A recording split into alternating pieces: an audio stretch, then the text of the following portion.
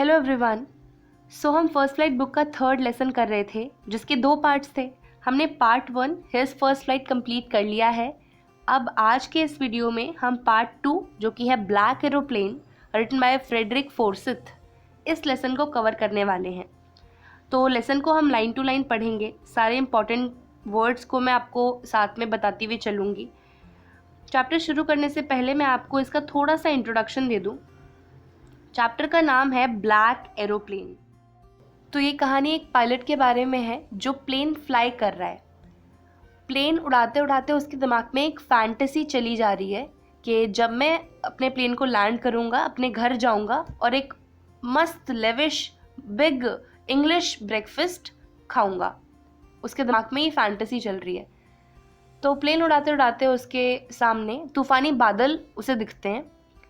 तो सही डिसीजन तो यही होता कि वो जहाँ से आया है वहीं पर वापस चले जाए, लेकिन इस फैंटेसी के कारण कि उतर कर मुझे मस्त इंग्लिश ब्रेकफास्ट खाना है, इस फैंटेसी के कारण वो उस एरोप्लेन को सीधा स्टॉर्म में घुसा देता है और अपनी जान के साथ साथ अपने पैसेंजर्स की जान को भी खतरे में डाल देता है।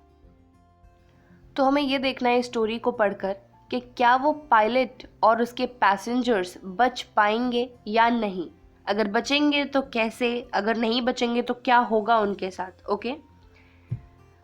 The moon was coming up in the east behind me and the stars were shining in the clear sky above me. There was not a cloud in the sky. I was happy to be alone high up above the sleeping countryside. I was flying my old Dakota aeroplane over France back to England. I was dreaming of my holiday and looking forward to being with my family. I looked at my watch, 1:30 in the morning. So the author here is basically pilot. जो इस story के author हैं वो ही pilot हैं। Okay. He is saying the moon was coming up in the east behind me. जो चांद है वो ऊपर की तरफ आ रहा है, मतलब कि रात का समय है यहाँ पर। And the stars were shining in the clear sky above me. आसमान एकदम साफ है, तारे चमकते हुए नजर आ रहे हैं, सब कुछ एकदम स्मूथ जा रहा है, आसमान में एक भी बादल नहीं है। I was happy to be alone high up above the sleeping countryside. और यहाँ पर ऑथर कहते हैं कि मैं बहुत खुश हूँ एक सोती हुई कंट्री, क्योंकि रात का समय है, सभी लोग सो रहे होंगे। That's why he is saying एक स्लीपिंग कंट्री साइड के ऊपर फ्लाई करने में मुझे बहुत अच्छा लग रहा है। I was flying my old Dakota aeroplane over France back to England. हमारे ऑथर एक पुराना सा डकोटा नाम का प्लेन उड़ा रहे हैं जो काफ़ी पुराना है, उसके अंजर पंजर काफ़ी ढीले हैं। Okay. And he is going from France back to England. France से कहाँ जा रहे हैं वो? इंग्लैंड जा रहे हैं। I was dreaming of my holiday and looking forward to being with my family. I looked at my watch 1:30 in the morning.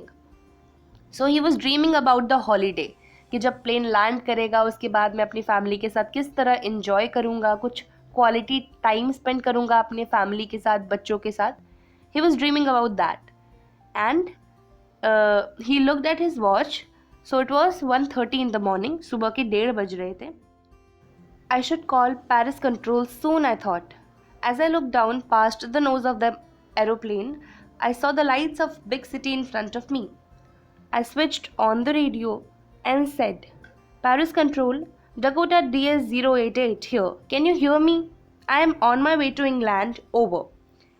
So अब पायलट सोच रहा है जब everything is sorted तो मैं पेरिस कंट्रोल को कॉल लगाकर बोल देता हूँ कि मैं इंग्लैंड की तरफ जा रहा हूँ and everything is all right in the flight. उसने ऐसा सोचते सोचते अपने एरोप्लेन की नोज़ की तरफ देखा तो उसे अपने नीचे शहर की बड़ी बड़ी लाइट्स नज़र आ रही हैं। इतने में ही टर्न्ड ऑन द रेडियो और बोल दिया, Paris control Dakota DS-088, can you hear me? I am on my way to England. मतलब उसने पेरिस कंट्रोल को अब ये बता दिया है कि he is on his way to England. The voice from the radio answered me immediately. DS-088, I can hear you. You ought to turn 12 degrees west now. DS-088, over. जैसे ही उसने information दी Paris control को वैसे ही वहाँ से reply आया कि DS-088 मैं तुम्हें सुन सकता हूँ, now you have to turn 12 degrees waste.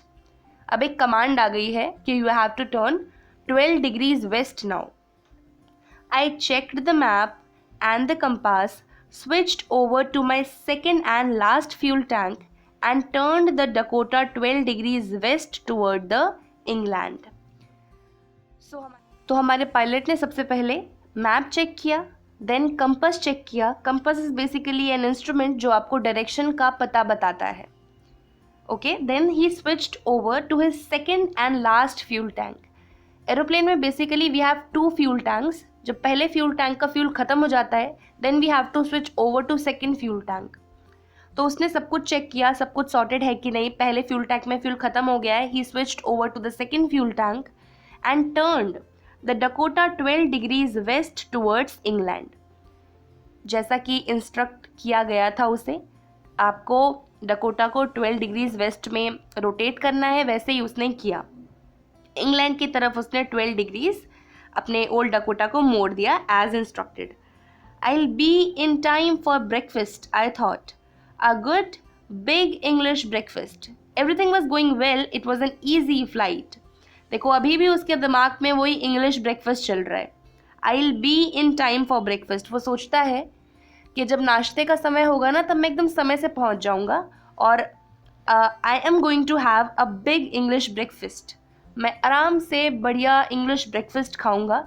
Everything was sorted, सब इजी फ्लाइट थी, कुछ प्रॉब्लम नहीं आ रही थी, सब अच्छा जा रहा था। Paris was about 150 kilometres behind me. अब पेरिस मतलब उसके 150 किलोमीटर पीछे छूट चुका है। आप कंफ्यूज मत होना, आप सोचोगे कि फ्रांस से इंग्लैंड जा रहा था, पेरिस कहाँ से बीच में आ गया। Paris is the capital of France. Okay, तो पेरिस 150 किलोमीटर पीछे छूट चुका है। When I saw the clouds, Paris 150 kilometre पीछे छूट गया। अब उसे आसमान में बादल नजर आने लग गए हैं। अभी तक स्काई वॉज क्लियर बट अब बादल नजर आ रहे हैं।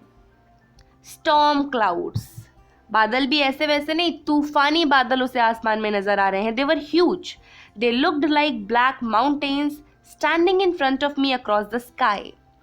और वो बादल इतने विशाल, इतने बड़े हैं, ऐसा लग रहा है आसमान में माउंटेन हो वो। उसको माउंटेन से कंपेयर क्यों किया गया? Because those clouds are huge. So बहुत बड़े बड़े तूफानी बादल आसमान में अब नजर आने लग गए हैं। I knew I could not fly up over them and I did not have enough fuel to fly around them to north or south. So author सोच रहा है कि इतने बड़े बड़े जो क्लाउड्स हैं उनके ऊपर से मैं फ्लाई करके नहीं जा सकता। फॉर एग्जाम्पल ये क्लाउड है मान लो, जो यहाँ पर हमारा एरोप्लेन है।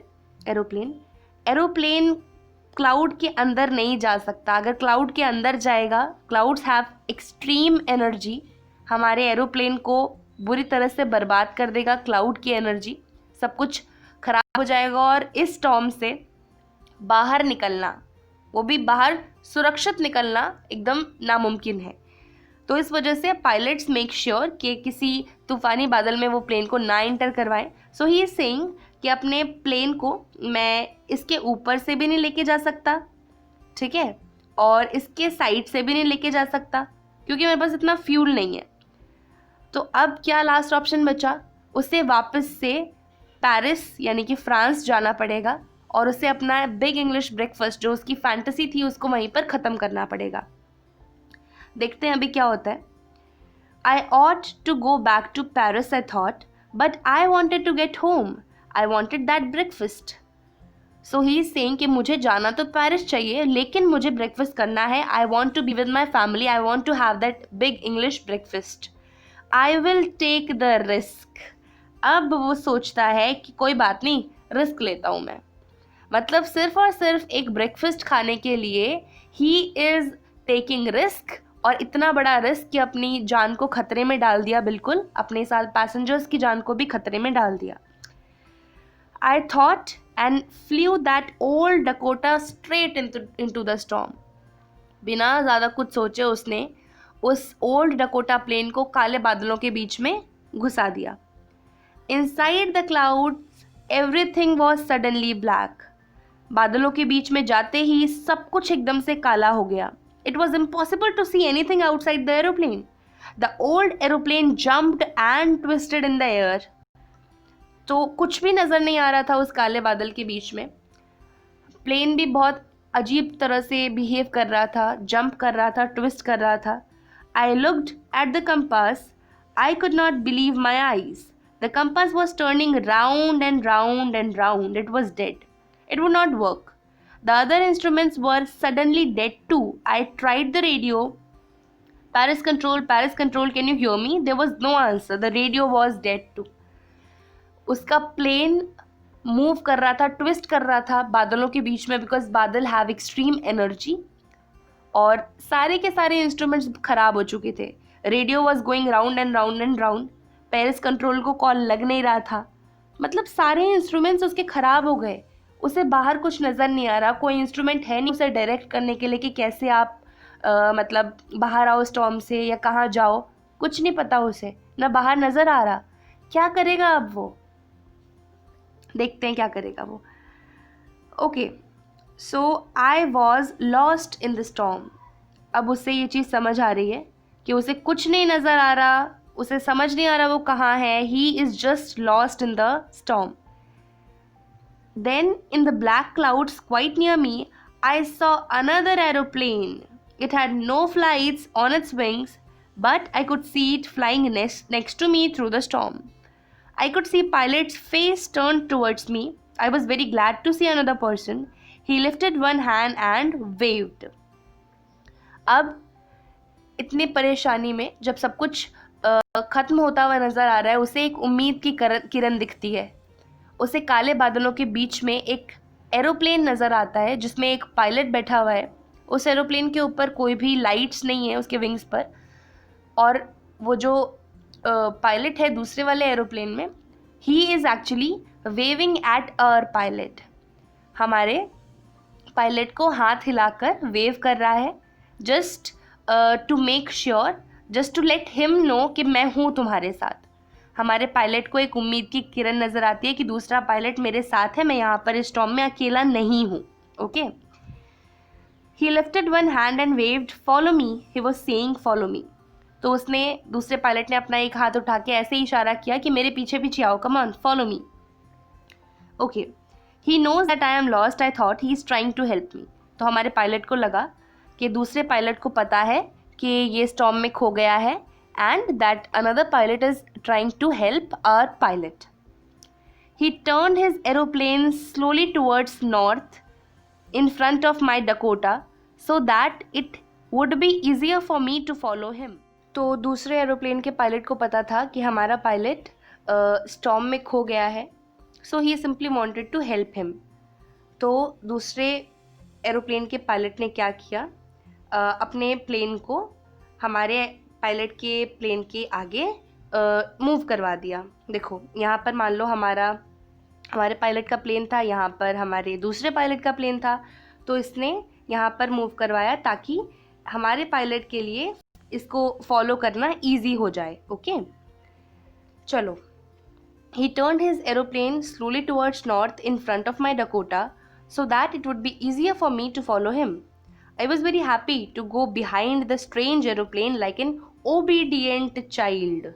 सो ही इज सेइंग कि मैं एक स्ट्रेंज से, अचानक से पता नहीं कहाँ से आ गए एरोप्लेन के पीछे पीछे एक ओबीडियंट चाइल्ड, एक आज्ञाकारी बच्चे की तरह जाने लग गया.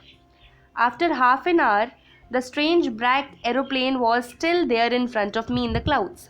आधा घंटा हो गया है ऐसे करते करते. हमारा पायलट उस ब्लैक एरोप्लेन के पायलट को ही फॉलो करे जा रहे. आधे घंटे से they are moving in the sky. Okay. अभी तक रनवे नज़र नहीं आया. दूसरे फ्यूल टैंक पर स्विच हो रखा था फ्यूल, है ना, फ्यूल कंजप्शन. अब दूसरे फ्यूल टैंक का फ्यूल भी ख़त्म हो जाएगा तो plane is going to crash. Plane में फ्यूल नहीं बचेगा तो कैसे चलेगा. आधा घंटा हो गया है, वो लोग हवा में ही घूमे जा रहे हैं यहाँ से वहाँ. Now there was only enough fuel in the old Dakota's last tank to fly for 5 or 10 minutes more. अब डकोटा के सेकेंड फ्यूल टैंक में सिर्फ और सिर्फ इतना फ्यूल बचा था कि वो 5 या फिर 10 मिनट तक और फ्लाई कर सकता है, उससे ज़्यादा और फ्लाई नहीं कर सकता. Fuel is no more. I was starting to feel frightened again. हमारे पायलट को दोबारा से डर लगने लगा क्योंकि यार फ्यूल टैंक में फ्यूल ख़त्म हो गया है. But then he started to go down and I followed through the storm. लेकिन अब जो ब्लैक एरोप्लेन का पायलट था वो धीरे धीरे नीचे की तरफ जाने लग गया है और हमारा पायलट उसे आराम से ओबीडिएंट चाइल्ड की तरह फॉलो कर रहा है. Suddenly I came out of the clouds and saw 2 long straight lines of the light in front of me. It was a runway, an airport. I was safe. अचानक से उसे पता भी नहीं चला कब वो काले बादलों के बाहर आ गया और उससे अपने सामने 2 बड़ी बड़ी लंबी लंबी लाइंस नजर आ रही थी. उसने देखा अरे ये तो रनवे है, मैं एयरपोर्ट पे आ गया. Now I am safe. He was feeling so happy. I turned to look for my friend in the black aeroplane but the sky was empty. तो हमारे पायलट ने पीछे मुड़कर देखा उस ब्लैक एरोप्लेन के पायलट की तरफ जिसने उसे स्टॉर्म से बाहर निकलने के लिए हेल्प करी. लेकिन उसने देखा कि तब तक वो ब्लैक एरोप्लेन वहाँ से जा चुका था. Okay, there was nothing there. The black aeroplane was gone. वहाँ पर कोई ब्लैक एरोप्लेन नज़र नहीं आ रहा था, वो जा चुका था. आई could not see it anywhere. वहाँ पर कहीं भी वो ब्लैक एरोप्लेन और पायलट नज़र नहीं आ रहा था. I landed and was not sorry to walk away from the old Dakota near the control tower. अब वो कहीं पर भी लैंड कर चुका है, उसे नहीं पता उसने कहाँ पर लैंड किया है. and he is not bothered to leave that old Dakota straight away. जैसे प्लेन लैंड करने के बाद कुछ पेपर वर्क होता है जो पायलट्स को करना पड़ता है, लेकिन उससे बिल्कुल भी बॉदर नहीं किया. उसने सीधा जैसे ही लैंड हुआ प्लेन वैसे ही प्लेन को छोड़कर वो बाहर निकल गया just to thank the other pilot. तो वो सीधा कंट्रोल रूम में गया और वहाँ पर एक लेडी बैठी हुई थी. उससे उसने पूछा, I went and asked a women in the control centre where I was and who the other pilot was. I wanted to say thank you. So he said कि मैं कहाँ पर था यार, मैं अभी कहाँ पर हूँ. और हवा में जो दूसरा पायलट था अपने प्लेन के साथ जिसने मुझे स्टॉर्म से बाहर निकलने में हेल्प करी, मैं उसे थैंक यू बोलना चाहता हूँ. Where is he. She looked at me very strangely and then laughed.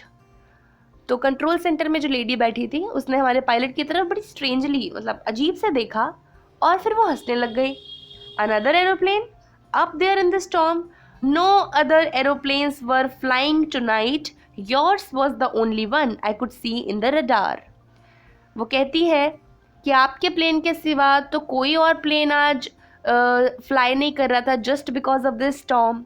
तुम्हारा अकेला ही तो प्लेन था, मैंने रडार पर खुद देखा था. So who helped me to arrive there safely without a compass, radio और without any more fuel in my tanks. तो हमारे ऑथर के मन में सवाल आता है कि भाई जो ब्लैक एरोप्लेन था जिसने मुझे हेल्प करी बिना कंपास, बिना रेडियो, बिना कोई फ्यूल टैंक के सेफली लैंड करने में, वो कौन था? Who was the strange pilot on the black aeroplane. वो अजनबी पायलट कौन था ब्लैक एरोप्लेन पे, flying in the storm without the lights, जिसके विंग्स पे कोई लाइट नहीं थी, ब्लैक एरोप्लेन था, एक पायलट था जिसने मुझे मेरे को फॉलो करने के लिए कहा था. वो सब कहाँ है? मतलब अब यहाँ पे स्टोरी ख़त्म होती है और उसके दिमाग में कई सारे अनआंसर्ड क्वेश्चंस हैं. तो एक तरह से ये कहा जा सकता है कि आसमान में कोई नहीं था, वो सिर्फ और सिर्फ हमारे ऑथर की खुद की इमेजिनेशन थी जो उसे इस मुश्किल घड़ी से बाहर निकालने में हेल्प करी. ओके, यहाँ पर हमारी स्टोरी ख़त्म होती है. आई होप चीज़ें आपको समझ आई हों. कोई डाउट आया, कोई चीज़ समझ नहीं आई, कमेंट सेक्शन में ज़रूर पूछें. आपसे मिलेंगे आगे आने वाले वीडियोस में. तब तक के लिए bye bye, take care, have a great day.